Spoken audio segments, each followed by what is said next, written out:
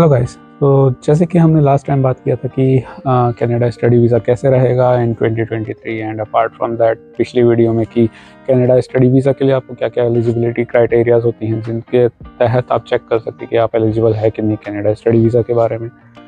तो आज हम बात करेंगे कि कनाडा स्टडी वीज़ा के लिए कौन कौन से डॉक्यूमेंट रिक्वायरमेंट की जनरली ज़रूरत होती है।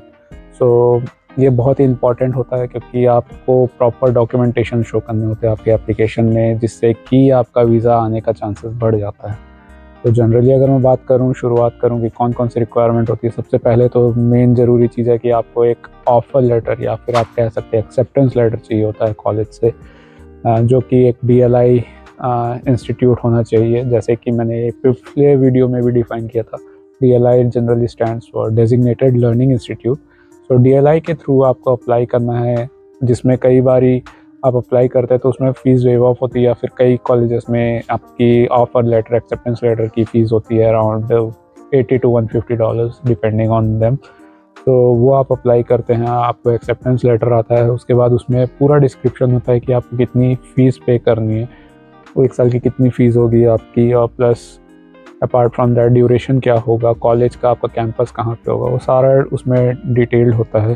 अगर मैं बात करूँ जैसे कि ट्यूशन फ़ीस का, तो ट्यूशन फ़ीस का जब आप एप्लीकेशन अप्लाई करते हैं आपका स्टडी वीज़ा का, तो आपको उसमें रिसिप्ट शो करना पड़ता है कि आपने इतनी ट्यूशन फ़ीस पे की है। अगर SDS कैटेगरी में तो आपको 1 साल की फ़ीस पे करनी है, और अगर आप नॉन SDS कैटेगरी में तो आपको 6 मंथ्स की फर्स्ट सेमेस्टर की फ़ीस पे करनी है।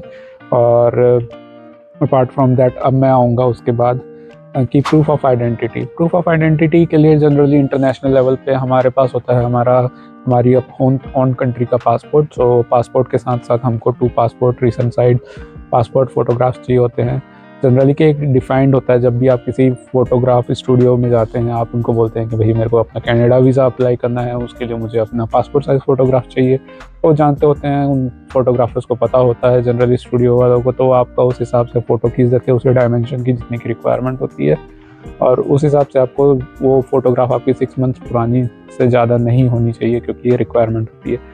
अपार्ट फ्रॉम दैट अगर मैं बात करूँ कि और किस डॉक्यूमेंट की ज़रूरत है, तो मैं स्ट्रेस दूंगा ज़्यादा एक तो फाइनेंशियल डॉक्यूमेंट्स की। फाइनेंशियल डॉक्यूमेंट्स इसलिए ज़रूरी हैं क्योंकि ये डिफ़ाइन करते हैं कि आप किस तरीके से अपने आप को फाइनेंशियली सपोर्ट कर सकते हैं कनाडा में आके अपनी स्टडी के लिए। इसमें कवरेज होगा आपका पहले ट्यूशन फ़ीस जो हमने बात की, उसके लिए आपको अपना जो भी फ़ीस का रिसीट है वो शो करना है। अपार्ट फ्रॉम दैट आपका GIC एक्सपेंसेस होता है। अगर आप SDS कैटेगरी में अप्लाई कर रहे हैं तो आपका GIC शो करना होता है। अगर आप नॉन SDS में है तो भाई आपको आपका जो बैंक है, बैंक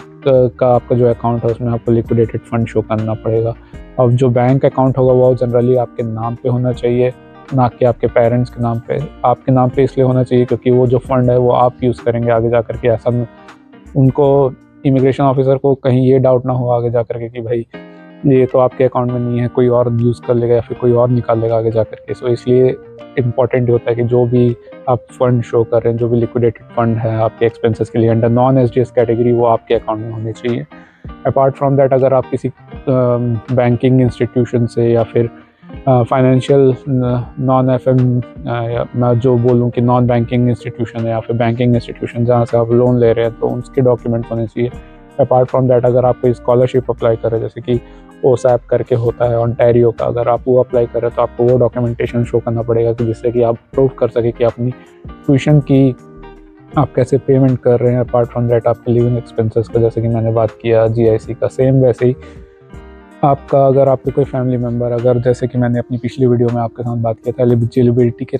एलिजिबिलिटी के टाइम कि अगर आपका कोई फैमिली मेम्बर या आपके स्पाउस आपका कंपनी कर रहे हैं तो ऑन विजिटर वीज़ा, जनरली आपको उसके लिए भी लिविंग एक्सपेंस शो करना पड़ता है on your bank account around 3000 additional पर पर्सन। उसके हिसाब से होता है। अपार्ट फ्रॉम दैट आपको रिक्वायरमेंट होती है मेडिकल डॉक्यूमेंट की, मेडिकल एग्ज़ाम जो कि आपको गो थ्रू जाना पड़ता है through out the application journey, because it's one of the most basic requirement for every country, और हर कंट्री का अलग अलग होता है मेडिकल एग्जामिनेशन। आपको जब भी आप कहीं पे किसी भी हॉस्पिटल में रजिस्टर करते हैं कि मेरे को कनाडा का देना है, तो वो एक सेपरेट एग्ज़ाम होता है। वो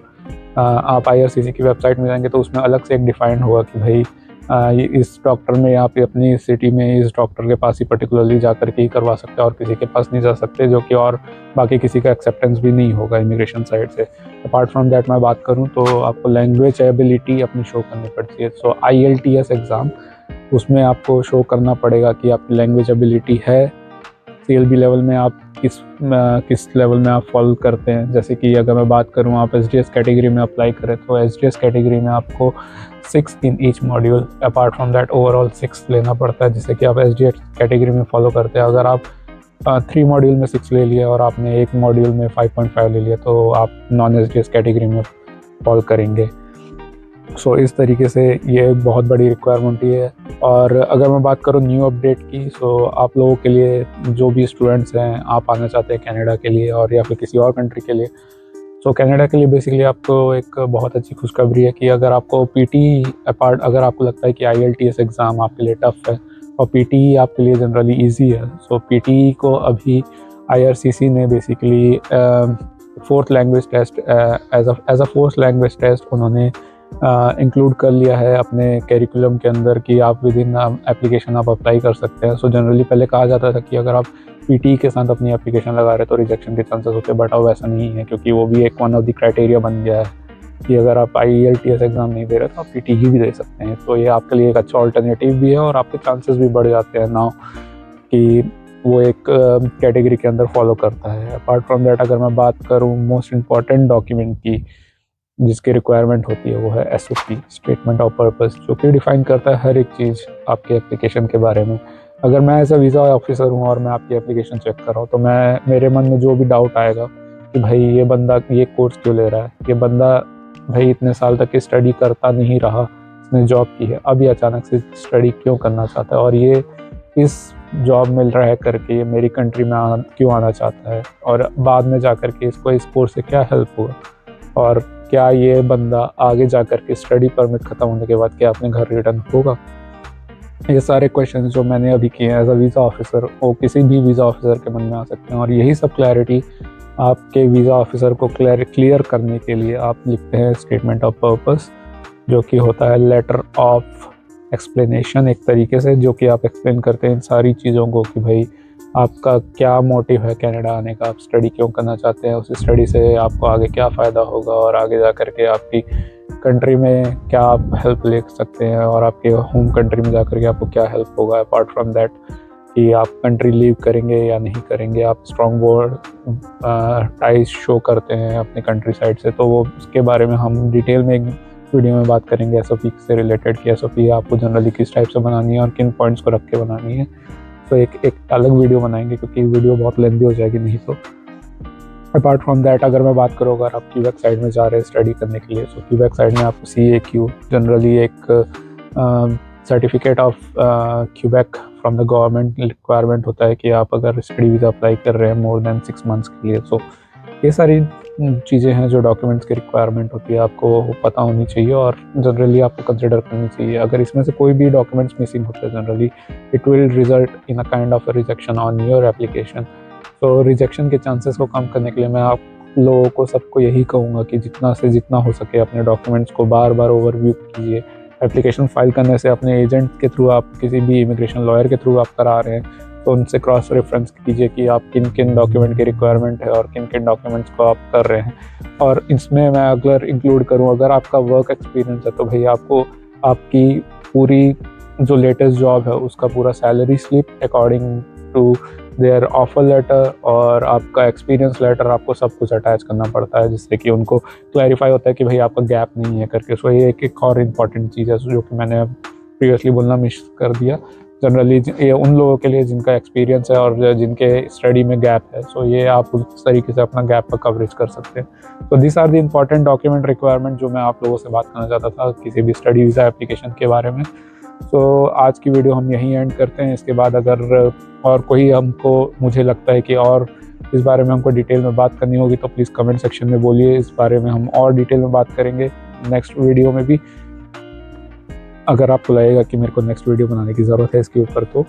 but apart from that I think this are the documents which are most required right now at the moment, जो कि आपको कंसिडर करने चाहिए आपके स्टडी वीज़ा एप्लीकेशन के सक्सेस के लिए। इसमें से जनरली मैं यही बोलूँगा कि आप जिस किसी भी इमिग्रेशन लॉयर से लगा रहे हैं आप उसे क्रॉस वेरीफाई कीजिए कि किन किन डॉक्यूमेंट की रिक्वायरमेंट है, और आप उनसे ये भी जानिए कि वो आपके कौन कौन से डॉक्यूमेंट अटैच करें अपने एप्लीकेशन के साथ, क्योंकि आपको एक क्लैरिटी होनी चाहिए कि आपका जो वीज़ा है भाई वो किस तरीके से लग रहा है और क्या क्या डॉक्यूमेंट्स है, ये आपको पता होना चाहिए। क्योंकि अगर कभी रिफ्यूज़ल आता है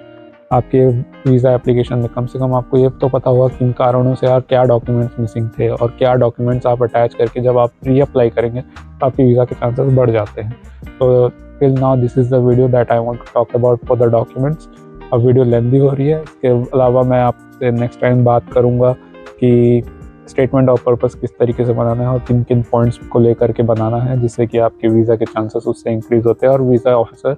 आपको वीज़ा देने के लिए मजबूर होता है। तो this is the points I like to discuss on the next video. So आज के लिए बस इतना ही, मिलते हैं next time. Thank you and see you next time. Bye.